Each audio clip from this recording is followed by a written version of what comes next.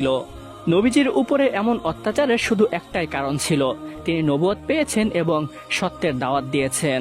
তিনি জায়গায় জায়গায় গিয়ে শুধু একটি কথাই বলতেন, হে লোক সকল, তোমরা একমাত্র আল্লাহর উপাসনা করো এবং মূর্তি পূজা থেকে তোমরা দূরে থাকো, তোমরা শিরিক করো না, তোমাদের স্রষ্টা একমাত্র মহান আল্লাহ রব্বুল আলামিন।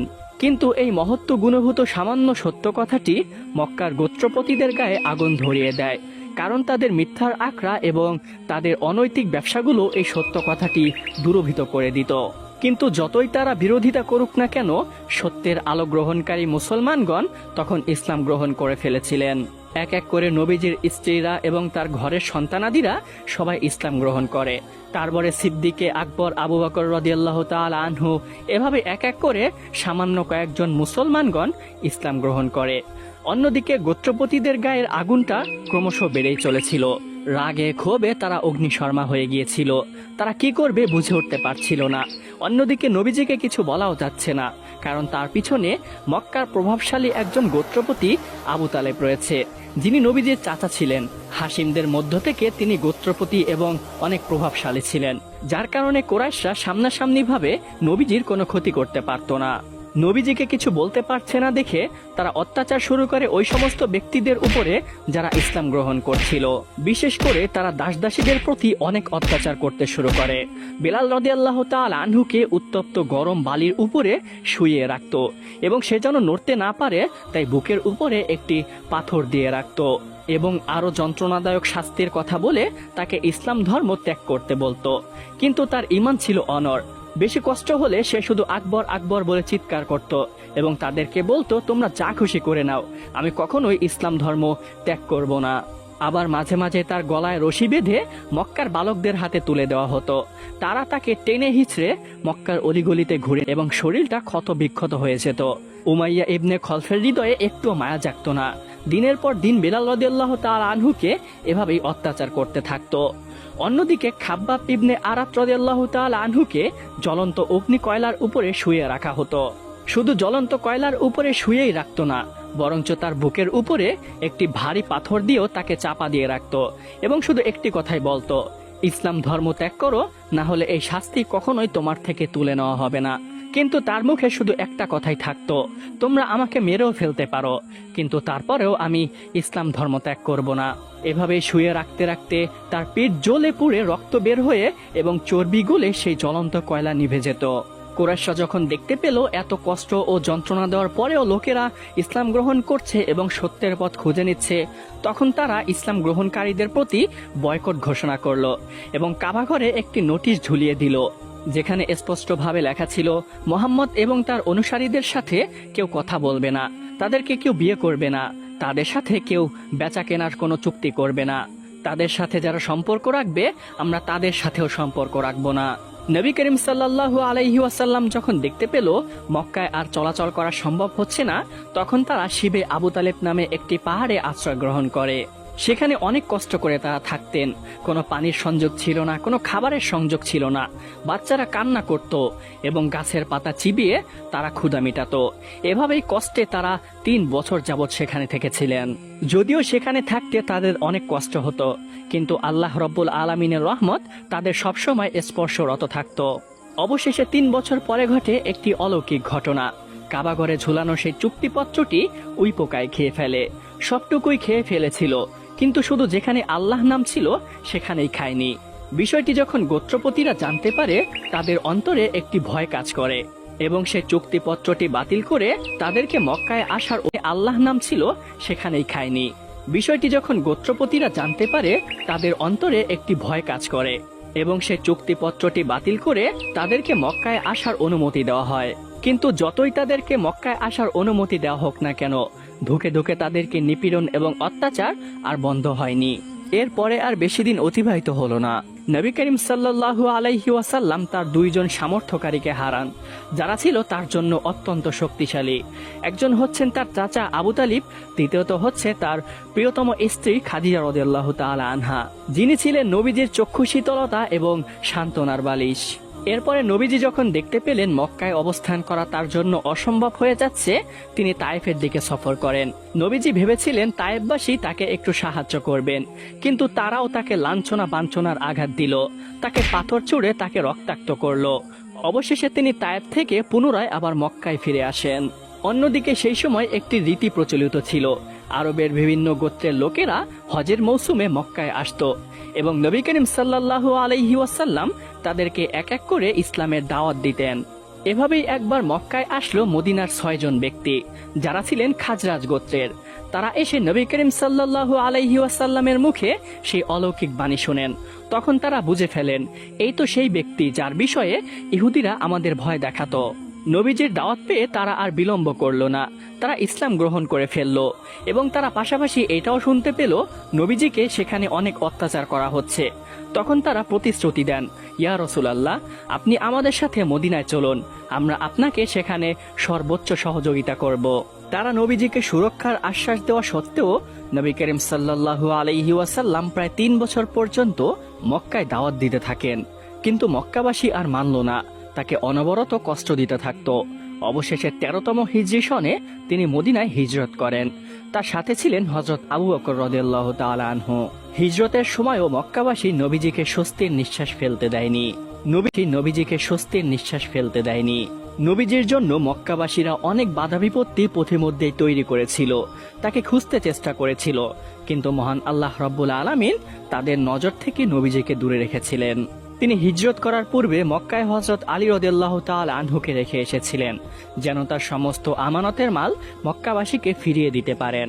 মক্কা থেকে বের হওয়ার সময় নবী করিম সাল্লাল্লাহু আলাইহি ওয়াসাল্লাম প্রাথমিক পর্যায়ে পায়ে হেঁটে হিজরত শুরু করেন। অতঃপর গারে সাওরে 3 দিন অবস্থান করার পরে একটি উটনির পিছনে করে তিনি ইয়াসরিব অর্থাৎ মদিনায় পৌঁছান।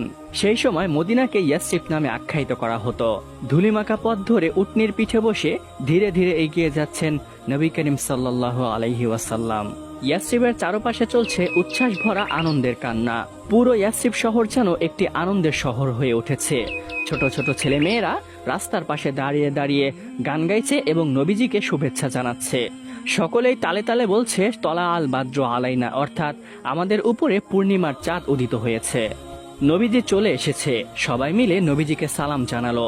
তারপরে সবাই নবীজিকে ডাকলো, ইয়া রাসূলুল্লাহ, আপনি আমার ঘরে আসুন, আল্লাহর রহমতে আপনার কোনো ক্ষতি হবে না, আমি আপনার যথাযথ আপ্যায়ন করার চেষ্টা করব।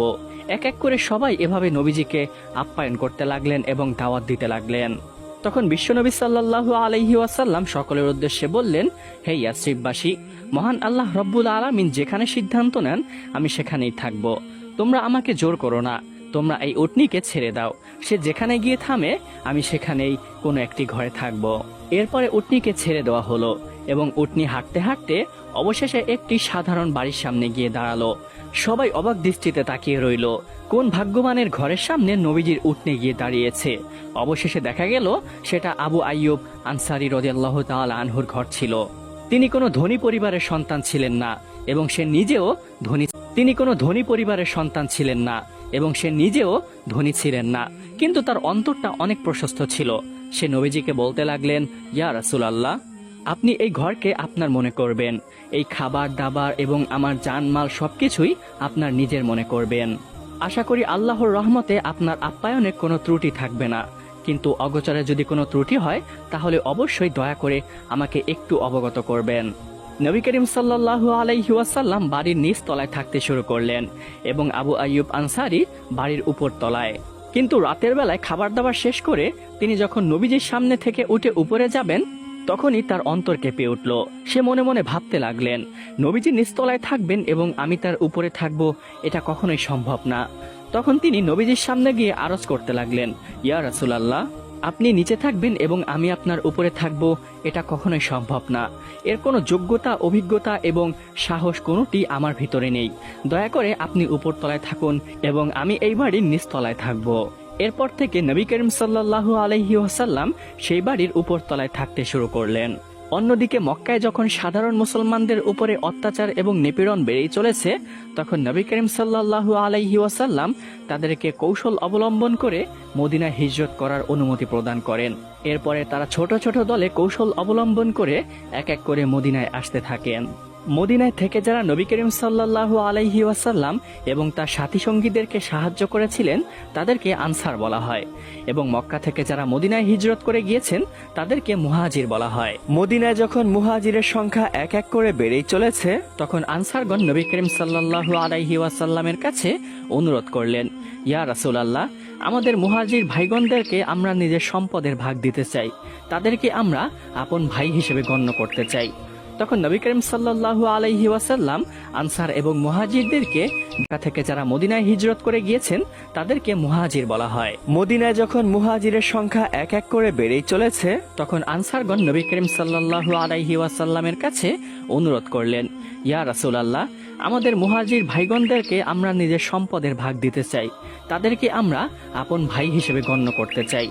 তখন নবী করিম সাল্লাল্লাহু আলাইহি ওয়াসাল্লাম আনসার এবং মুহাজিরদেরকে ভ্রাতৃত্বর বন্ধনে আবদ্ধ করে দিলেন।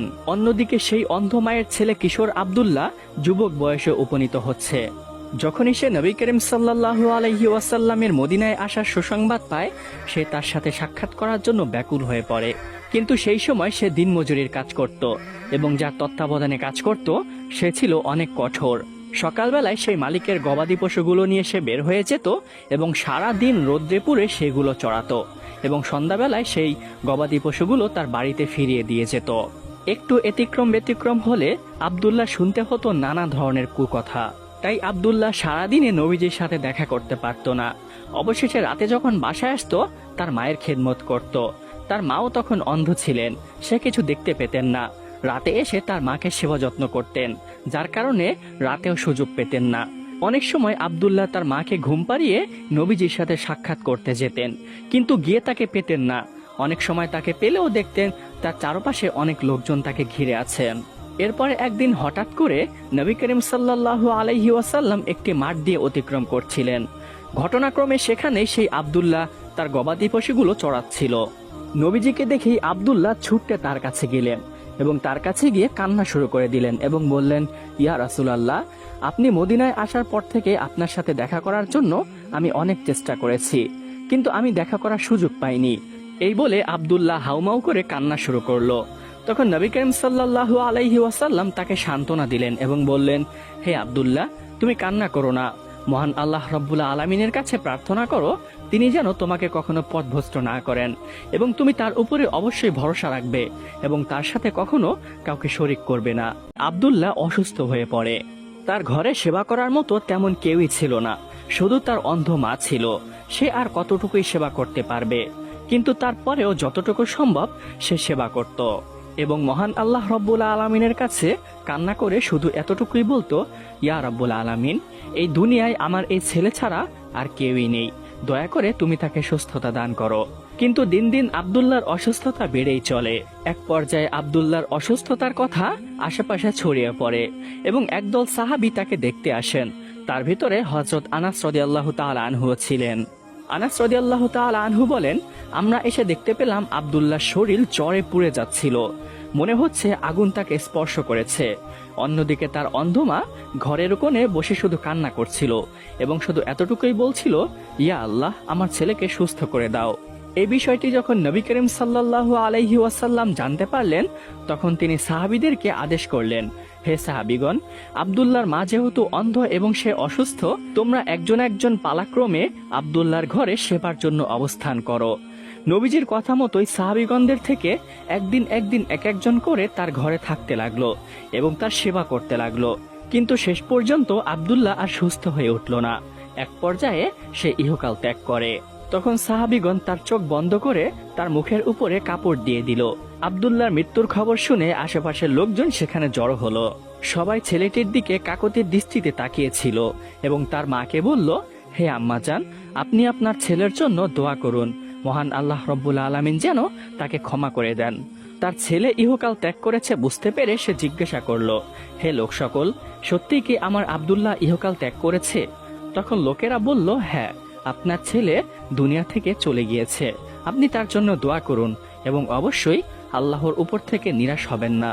তাদের কথাটি শুনে তার মা চোখের পানি ধরে রাখতে পারলেন না, ঝরঝর করে তার চোখের পানি ছেড়ে দিলেন এবং দুহাত তুলে আল্লাহর কাছে দোয়া করতে লাগলেন, ইয়া রব্বুল আলামিন, আপনি যদি জেনে থাকেন এই ছেলে আমার জন্য সেবা যত্ন করত এবং আমি বিপদাপদে আপনার দিকে প্রত্যাবর্তন করি এবং আপনার নবীর কথা অনুসরণ করি, তাহলে আপনি আমার উপর এই বিপদ দয়া করে চাপিয়ে দিবেন না। আল্লাহর কি কুদরত! মায়ের দোয়া শেষ হতে না হতেই আব্দুল্লাহর দেহে প্রাণ ফিরে আসে। সাথে সাথেই সে নিজের মুখ থেকে নিজেই কাপড়গুলো সরাতে লাগলো এবং তার মাকে ডেকে বলল, হে মা, তুমি কান্না করো না, তোমার কান্না আল্লাহ কবুল করে নিয়েছেন এবং আমার প্রাণ ফিরিয়ে দিয়েছেন।